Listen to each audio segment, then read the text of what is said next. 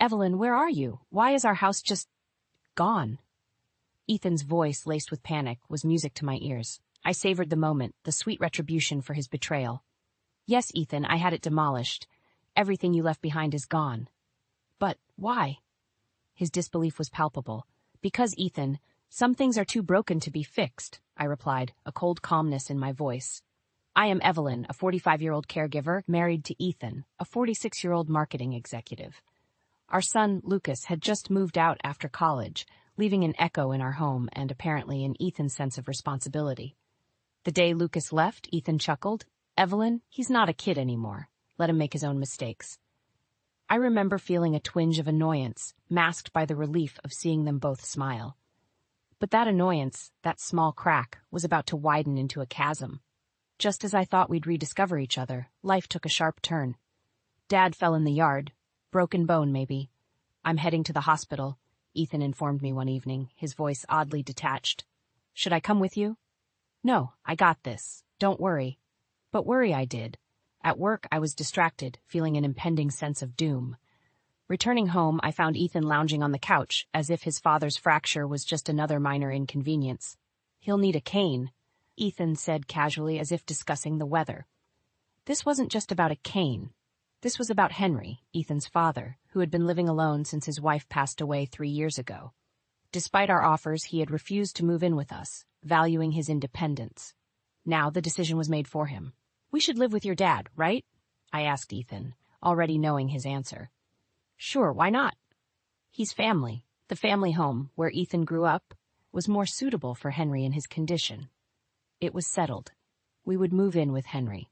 Little did I know, this decision was the first step towards an irreversible change, a change that would shatter the very foundations of our life together. That evening, as I looked around our soon-to-be-left condo, memories of Lucas's childhood flooded my mind. There was a bittersweet tang in the air, a mix of nostalgia and foreboding. Ethan's indifference was like a growing shadow in our home, but I was too preoccupied with the logistics of the move to confront it. In my heart, I hoped this move would bring us closer, not just to Henry, but to each other. How wrong I was. The move happened faster than expected. Henry, frail but smiling, welcomed us. Sorry to be a burden, he said, his eyes reflecting a lifetime of memories held within the walls of his home.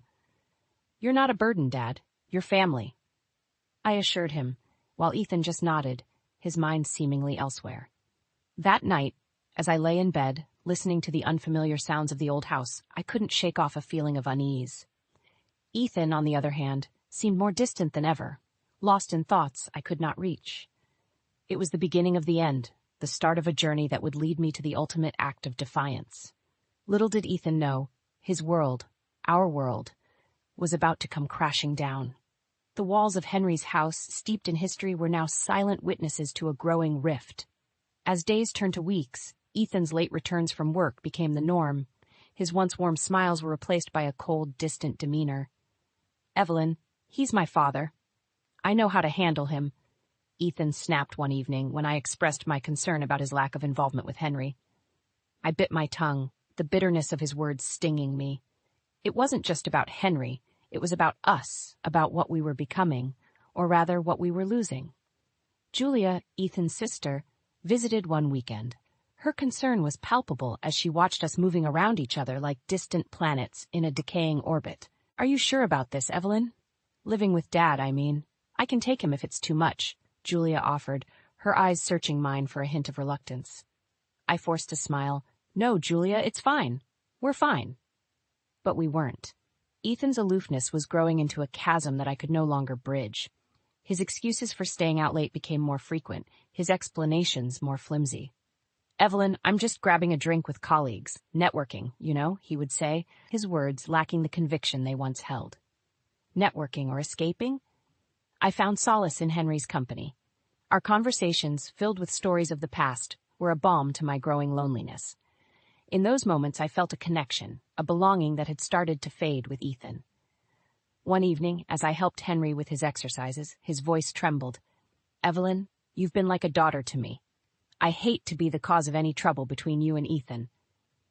I held his hand, assuring him, Henry, you are not the problem. Please don't think that. But deep down, I knew the problem wasn't Henry. It wasn't even Ethan's late nights. The problem was something far more sinister, a rot that had set in the core of our marriage. Ethan's indifference was now a gaping hole, swallowing any remnants of the love we once shared. His absence, both physical and emotional, left me grappling with a myriad of unanswered questions. Was this our new normal? A life of silent meals, unshared beds, and unspoken words? I lay awake that night, listening to the creaks of the old house, each groan echoing the turmoil in my heart. I missed Ethan, or rather, the Ethan I thought I knew. The man who now lay beside me, lost in his own world, was a stranger. As the days blurred into each other, Ethan's neglect of both Henry and me became more pronounced. His once excited talks about his day at work dwindled to monosyllables. His late-night returns were now expected, and his excuses a mere formality. The gap between us widened, filled with unspoken accusations and stifled emotions. I was living with a ghost, a shadow of the man I married. It was during one of these sleepless nights that I stumbled upon the first thread of the web of deceit Ethan had been weaving. A thread that would unravel everything we had built together. As I lay there, staring into the darkness, I made a decision. I would no longer be a spectator in this crumbling facade of a marriage. I was going to find out the truth, no matter how painful it might be. And if my suspicions were correct, Ethan would soon learn that some actions have irreversible consequences. The stage was set. The actors were in place. The drama of our lives was about to reach its crescendo. The days turned into a monotonous cycle, with Ethan's apathy casting a shadow over the household. His late returns became so routine that I stopped asking where he had been. The silence between us grew louder, filled with unasked questions and unvoiced suspicions. One Saturday, I decided to confront him. "Ethan, your father feels neglected." "You're hardly here," I said, my voice a mix of frustration and desperation. Ethan scoffed. "He's fine, Evelyn. Stop being so dramatic. I have my life too, you know." His words stung, and I recoiled at his dismissiveness. Was this really the man I had loved for all these years? As I tended to Henry, his gratitude only deepened my resentment towards Ethan. "You're too good to us, Evelyn. I'm sorry for my son's behavior," Henry whispered during one of our walks. "It's not your fault, Henry. I just wish Ethan could see what he's missing," I replied, my heart heavy with unshed tears. Julia's visits became my solace, her presence a stark contrast to Ethan's indifference. "Evelyn, if you ever need to talk, I'm here," she offered one afternoon as we sipped tea in the garden. I nodded, grateful for her support, but too proud to admit how much Ethan's neglect was affecting me. The final straw came on a rainy Thursday evening. Ethan had not returned home, and his phone went straight to voicemail. Worried, I waited up, the clock ticking away my patience. He stumbled in past midnight, reeking of alcohol. "Where were you?" I demanded, my worry turning into anger. "Just out, Evelyn." "Stop being such a nag," he slurred, brushing past me. That word, nag, echoed in my mind, igniting a fire within me. I was not a nag. I was a wife concerned about her crumbling marriage. The following week, my suspicions turned into reality. While cleaning, I found a receipt in Ethan's jacket, a hotel receipt dated for a night he had claimed to be working late. My hands trembled as I read the details. Room service, a bottle of champagne, and a single room for two. The betrayal sliced through me, each word on the receipt a confirmation of Ethan's infidelity. My heart raced, a mixture of anger, pain, and disbelief coursing through me. I confronted him that evening, the receipt clenched in my fist. "What is this, Ethan? Explain this to me," I yelled, my composure shattered. Ethan's eyes widened, then narrowed. "It's not what you think, Evelyn. It was just a business meeting that went late." "A business meeting? With champagne in a hotel room?" I spat, my voice dripping with sarcasm. Ethan's silence was the only answer I needed. The truth hung in the air, a tangible presence that neither of us could deny. That night I lay awake, the weight of Ethan's betrayal crushing me.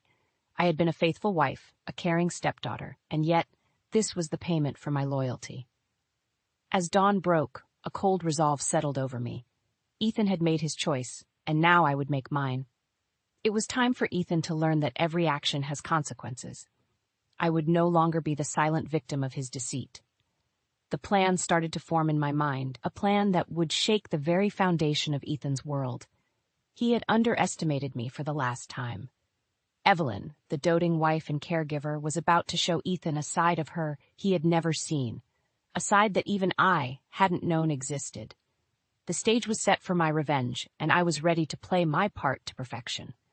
Ethan's days of betrayal were numbered, and he wouldn't even see it coming. Armed with the bitter truth, I was a storm brewing on the horizon. Ethan's betrayal had lit a fire within me, and I was determined to make him pay.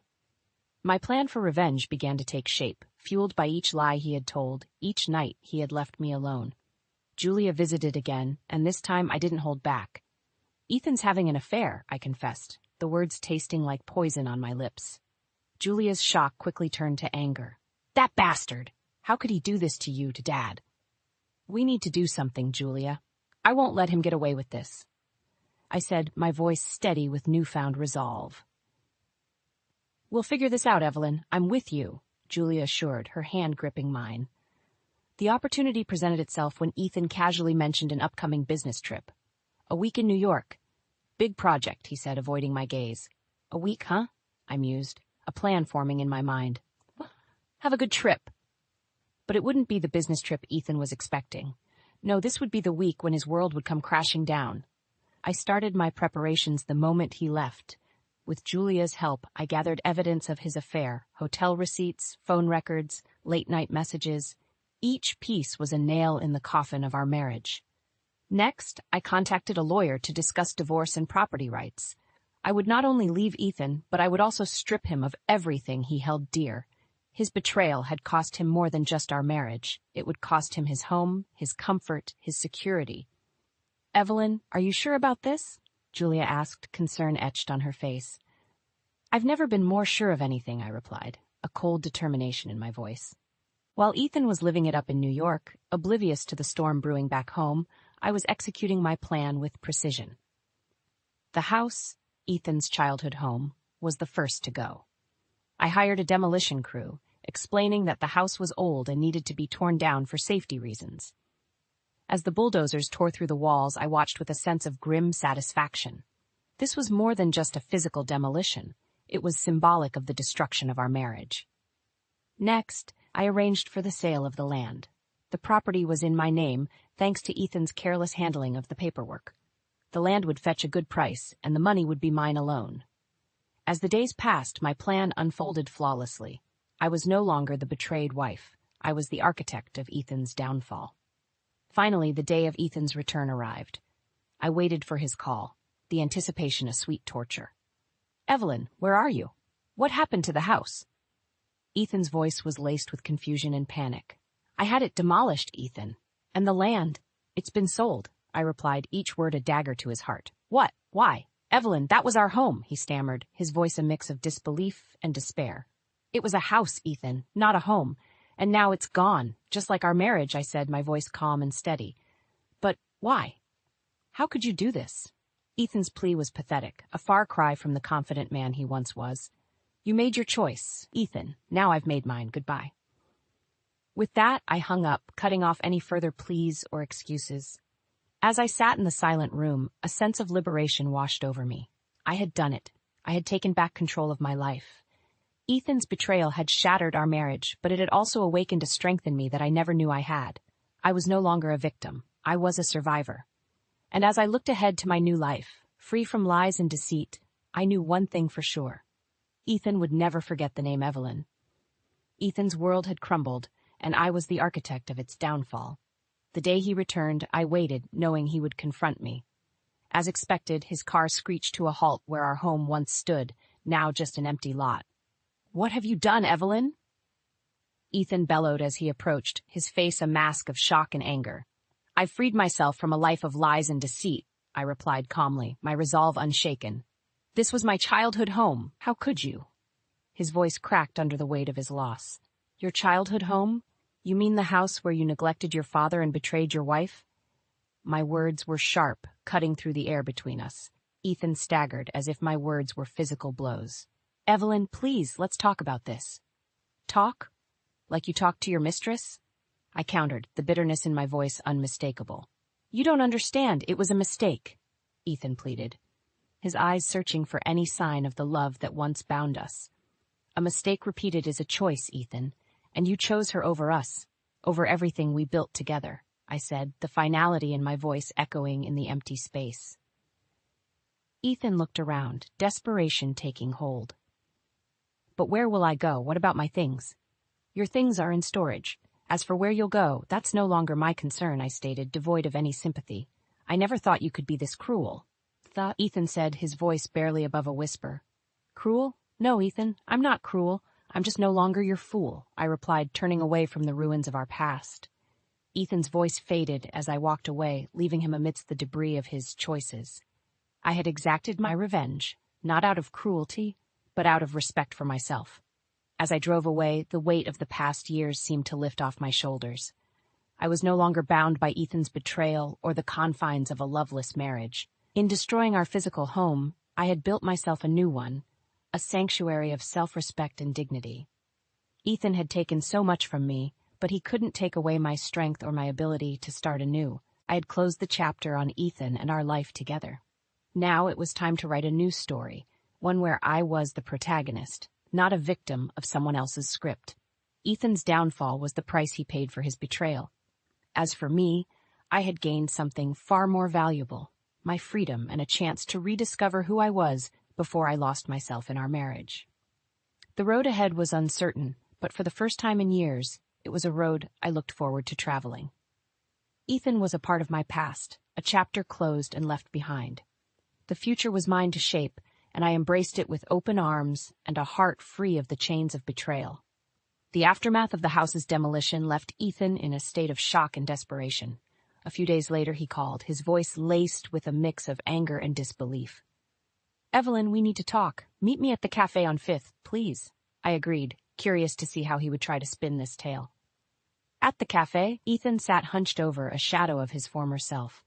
Evelyn, why are you doing this? You've destroyed everything, he blurted out as I sat down. Destroyed everything. Ethan, you did that when you chose to have an affair, I replied, my tone even but firm. That was a mistake. But this, what you're doing, it's unforgivable. His voice cracked, his facade of control crumbling. A mistake? No, Ethan. A mistake is forgetting to pay a bill, not cheating on your wife. I countered sharply. You can't just take everything from me. The house? The money? What about me? Ethan's plea was pathetic, tinged with selfishness. What about you? What about me, Ethan? Or did you forget that there were two people in this marriage? I challenged. Ethan's face contorted with frustration. You're being unreasonable. You're ruining my life over a fling. A fling? Is that what you call breaking our vows, our trust? My voice rose, attracting glances from nearby tables. Evelyn, please, we can fix this. I'll end it with her. We can go to counseling, Ethan offered, desperation seeping into his voice. Fix this? There's nothing left to fix, Ethan. You made your choice, and now you have to live with it, I said, my decision clear and unwavering. I'll lose my job, my reputation. You don't understand the consequences, he pleaded. The consequences? You should have thought of that before. Hanish, as for your job and reputation, those were never my concern, I replied, my tone icy. Ethan slumped, defeated. So, what now? A divorce? Yes, a divorce. And since you're so concerned about consequences, I've recorded this conversation. Admitting to your affair will make the proceedings much smoother, I revealed, watching as the color drained from his face. You recorded me? Ethan gasped, his eyes wide with shock. Yes. It's time for you to face the consequences of your actions, Ethan. You've lost more than just a house. You've lost a wife who loved you, a family that respected you, and a life that you took for granted, I stated, standing up to leave. As I walked away, I didn't look back. Ethan's voice, calling out to me, was just a distant echo. I had closed that chapter of my life, and there was no turning back. The price of betrayal was high, and Ethan was paying it in full. I had not just sought revenge, I had sought justice for myself. The future was uncertain, but it was a future where I was no longer shackled by Ethan's deceit. I was free, and that freedom was the sweetest victory of all. The dust had settled, and Ethan's world was irrevocably altered. The divorce proceedings were swift, fueled by the incontrovertible evidence of his affair. He tried to argue, to fight, but the truth left him with no ground to stand on. As I sat across from him in the lawyer's office for the final signing, he was a mere shell of the man I once knew. Evelyn, please, can't we rethink this? Ethan's voice was a desperate whisper. There's nothing left to rethink, Ethan. You made your choices and now I've made mine, I replied, my voice steady and resolute. With each signature, I felt a chapter of my life closing, a chapter filled with pain, betrayal, and ultimately liberation. When it was over, Ethan tried to speak, but I cut him off. There's nothing more to say, Ethan. Goodbye. Leaving the office, I felt lighter, as if a weight had been lifted off my shoulders. I was no longer Ethan's wife. I was Evelyn, free and unbound. In the weeks that followed, Ethan's life continued to unravel. His job was lost, a casualty of the scandal. His reputation, once impeccable, was now tarnished by the truth of his indiscretions. I heard through mutual acquaintances that he was living in a small apartment, a stark contrast to the life of comfort he once knew. His mistress had left him, unwilling to deal with the fallout of their affair. Ethan was alone, a consequence of his own making. As for me, I started anew. The money from the sale of the land allowed me financial freedom, and I found peace in my independence. I reconnected with old friends, took up hobbies I had long forgotten, and found joy in the small things. Julia and I remained close, our bond strengthened by the trials we faced together. "You're stronger than you ever realized, Evelyn," she said to me one evening over dinner. "I guess I am," I replied, a smile playing on my lips. My new life was simpler but richer in ways that money couldn't buy. I had respect, dignity, and a sense of self that no one could take from me. Ethan tried to reach out a few times, but I never responded. That chapter of my life was closed, and I had no intention of revisiting it. I often thought about the house, the symbol of our broken marriage. In its destruction, I had found my strength. It was a drastic step, but it was necessary for me to break free. Now, looking ahead, I saw a path filled with possibilities. A path where I was the author of my own story, no longer a character in someone else's drama.